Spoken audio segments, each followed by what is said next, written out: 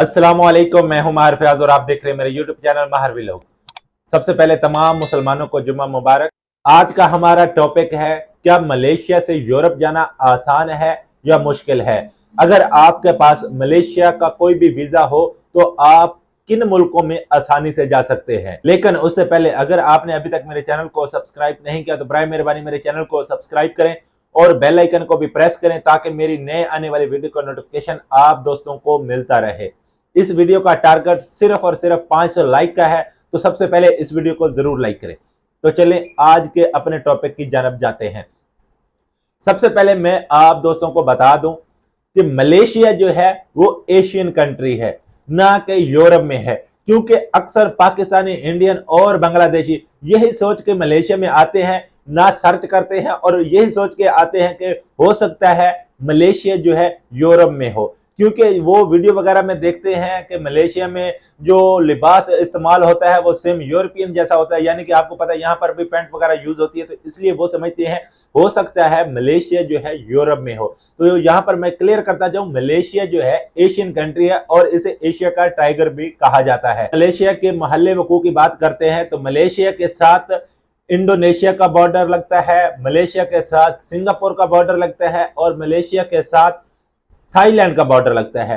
तो ये आपके नॉलेज में आ गया होगा कि मलेशिया जो है एशियन कंट्री है, ना कि यूरोप में है। क्योंकि अक्सर लोग यही सोच के आते हैं हो सकता है मलेशियन जो है यूरोपीय कंट्री हो, क्योंकि वो वीडियो वगैरह में देखते हैं तो आपको अच्छी तरह पता चल गया होगा कि वो क्या चीजें नोट करते हैं जिसकी बिना पर वो समझते हैं कि मलेशिया जो है यूरोप में होगा। तो ये बात तो क्लियर होगी, मलेशिया जो है एशियन कंट्री है और इसे एशियन टाइगर भी कहा जाता है। और उसके बाद हम बात करते हैं, अगर आपके पास मलेशिया का वीजा हो यानी वर्क परमिट हो तो आप कौन से मुल्कों में आसानी से जा सकते हैं। आपके पास कोई भी वर्क परमिट हो तो आप थाईलैंड बहुत आसानी से जा सकते हैं। मलेशिया से थाईलैंड जाना बहुत आसान है और उसके वीजे की बात करें तो वो तकरीबन 150 रिंगट का वीजा मिलता है और आने जाने की टिकट की बात करें यानी रिटर्न टिकट की बात करें थाईलैंड की तो तकरीबन 300 350 की आपको रिटर्न टिकट मिल जाती है थाईलैंड की। और उसके बाद हम बात करें सिंगापुर की तो आप सिंगापुर भी बहुत आसानी से जा सकते हैं मलेशिया से और सेम टिकट प्राइस है और सेम ही वीजे की फीस है। और उसके बाद इंडोनेशिया भी आप बहुत आसानी से जा सकते हैं। लेकिन आपने अगर थाईलैंड, सिंगापुर, इंडोनेशिया और कंबोडिया, फिलीपीन का अगर आपने विजिट वीजा किया हो तो आप हांगकांग भी बहुत आसानी से जा सकते हैं। आपके पासपोर्ट के ऊपर इन 4 मुल्कों के वीजे लगे हों तो आप जापान भी जा सकते हैं। लेकिन थोड़ा सा मुश्किल है, लेकिन आप जापान भी मलेशिया से जा सकते हैं। लेकिन हम बात कर रहे हैं यूरोप की, तो ये मैं आपको क्यों बता रहा हूं कि आपको इन मुल्कों का वीजा आसानी से मिल जाएगा। ये मैं इसलिए आपको बता रहा हूं क्योंकि ये मलेशिया के साथ लगते हैं ये मुल्क, इसलिए आपको इन मुल्कों का वीजा आसानी से मिल जाएगा। लेकिन अगर आप यूरोप जाना चाहते हैं तो यूरोप यहां से जाने के बहुत ज्यादा चांसेस होते हैं बनिस्बत पाकिस्तान। पाकिस्तान से आपको पता है जाना थोड़ा सा मुश्किल होता है, लेकिन अगर आप मलेशिया में हो तो यहां पर आपको बहुत ज्यादा चांस मिल सकते हैं यूरोप जाने के। वो कैसे, वो मैं आपको बताता हूं। अगर आपके पास मलेशिया का वर्क वीजा है तो मलेशिया में आप आसानी बैंक अकाउंट ओपन करवा सकते हैं। उस बैंक अकाउंट में हर महीने थोड़ी थोड़ी सेविंग करें। सेविंग करने के बाद जब आपकी सेविंग हो जाएगी तो आप अपनी ट्रैवल हिस्ट्री बनाएं। ट्रैवल हिस्ट्री आप किस तरह बनाएंगे, सबसे पहले आपने ये नहीं करना कि 4-5 मुल्कों के वीजे ही आप अप्लाई कर दो एक साथ, नहीं भाई, तरीकेकार से चले ताकि आप जब भी यूरोप का वीजा अप्लाई करें तो उनको भी पता हो कि ये वाकई ही ओरिजिनल टूरिस्ट है। ये ना हो कि जैसे आप पाकिस्तान से आते हैं कि काउंटर सेटिंग करवा लेंगे, वो करवा लेंगे, ये करवा लेंगे, ऐसा नहीं होता मेरा भाई। जब आप किसी बड़ी कंट्री का विजिट वीजा अप्लाई करते हैं तो उससे पहले आप छोटी छोटी कंट्री में आप ट्रैवल करते हैं, इस तरह आपकी ट्रैवल हिस्ट्री बनती है, उसके बाद ही आप किसी बड़ी कंट्री का विजिट वीजा अप्लाई कर सकते हैं। अगर आपके पास सेविंग हो जाती है तो फिर जो ट्रैवल हिस्ट्री का जो तरीकाकार होता है वो मैं आप दोस्तों को समझाता जाऊं। जैसे ही आपके पास सेविंग हो जाती है तो आप एक साल में कम से कम 2 मुल्कों का विजिट वीजा अप्लाई करें। ये ना हो एक साल में आप पूरे वर्ल्ड का जनाब विजिट वीजा अप्लाई कर दें, तो ऐसा ना करें। साल में सिर्फ 1 या 2 मुल्कों का विजिट वीजा ही अप्लाई करें। इससे होगा ये कि आप 2-3 साल जो मलेशिया में काम करेंगे तो आपके साथ साथ ट्रैवल हिस्ट्री भी बनती रहेगी। और ज़ाहिर बात है, ऐसा तो नहीं होगा कि आप आएंगे 1 महीना लगाएंगे उसके बाद पैसा सेव करेंगे और यूरोप चले जाएंगे, ऐसा नहीं होगा। हो सकता है, वो थोड़ा सा मैं एंड में आपको बताता हूं वो किस तरह होगा। जब आप किसी एक मुल्क का विजिट करके आए होंगे मलेशिया में वापस, तो उसके तकरीबन 5 या 6 महीने के बाद दोबारा आप अप्लाई करें किसी दूसरे मुल्क में जाने के लिए। तो इस तरह ये जो एशियन कंट्री है जो मशहूर है, उन कंट्री का आप जनाब विजिट करें। उसके बाद आपकी जनाब जो ट्रैवल हिस्ट्री होगी वो बहुत अच्छी हो जाएगी। मिसाल के तौर पर जैसे मैंने आपको पहले बताया, अगर आपके पासपोर्ट के ऊपर मलेशिया, थाईलैंड, सिंगापुर और इंडोनेशिया, उसके बाद जब ये 4 मुल्कों के वीजे होंगे तो आपको हांगकांग का वीजा बहुत आसानी से मिल जाएगा। जब आपके पासपोर्ट के ऊपर हांगकांग का वीजा भी आ जाएगा, तब आप जापान का वीजा अप्लाई करेंगे तो बहुत आसानी से आपको जापान का वीजा मिल जाएगा। आप जापान में जाकर ये ना हो जापान से ही आप गायब हो जाएं, तो कोशिश करें आप मलेशिया में वापस आ जाएं। आप जापान से वापस आ जाएंगे, उसके बाद ही आप किसी अच्छी कंट्री के लिए अप्लाई करें। आप इन मुल्कों का विजिट कर चुके होंगे, उसके बाद आप जनाब यूरोप का सोचें।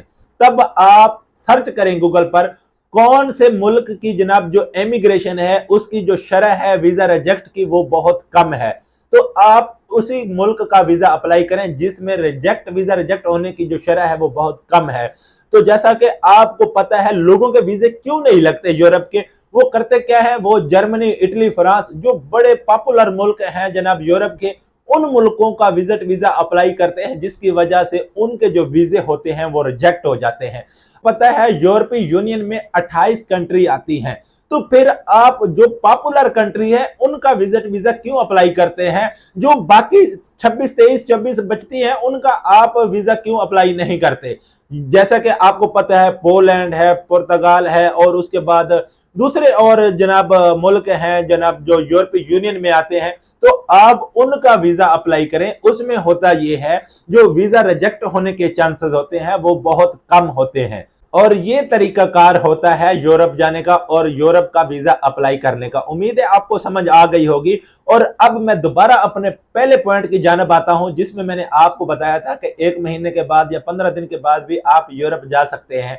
तो वो इस तरह जा सकते हैं जनाब, जब आप पाकिस्तान से मलेशिया आते हैं तो यहां पर आपको ऐसे ऐसे एजेंट मिलते हैं जो आपको कहते हैं जनाब 10,000 रिंगट में मैं आपको यूरोप भेज दूंगा, 15,000 रिंगट में मैं आपको यूरोप भेज दूंगा, 20,000 रिंगट में मैं आपको यूरोप भेज दूंगा, डन बेस पे जाओगे, वहां पर पैसे जाकर दोगे, ऐसा करोगे वैसा करोगे। तो आपका माइंड ऐसा बना देते हैं कि आप कहते हो जनाब हमने मलेशिया में नहीं रहना, हमने यूरोप जाना है। तो मेरा भाई वो सब फ्रॉडी होते हैं, ठीक है। जब हम भी यहाँ पर आए थे तो हमें भी बहुत चाह था यूरोप जाने का, जो अब अल्हम्दुलिल्लाह उतर गया है। वो इस तरह उतरा है जैसा कि मैंने आपको बताया, ऐसे ऐसे एजेंट मिलते हैं मलेशिया में आपको जो यूरोप खुद कभी नहीं गए लेकिन आपको वो यूरोप भेज कर ही रहते हैं। ऐसे लोगों से खुदारा बचें, क्योंकि ऐसे लोग सिर्फ आपको पता है नौसरबाज होते हैं, वो कभी भी आपको नहीं भेज सकते। यूरोप जाने का यही जो लीगल तरीका है जो मैंने आपको बताया है, अपनी ट्रैवल हिस्ट्री बनाएं, ठीक है, उसके बाद ही आप यूरोप का विजिट वीजा अप्लाई करें तो आपको आसानी से मिल जाएगा। लेकिन ऐसे नौसरबाजों से आप जरूर बचें जो आपको 1 हफ्ते में यूरोप में भेज देंगे, तो ऐसे नौसरबाजों से जरूर बचें।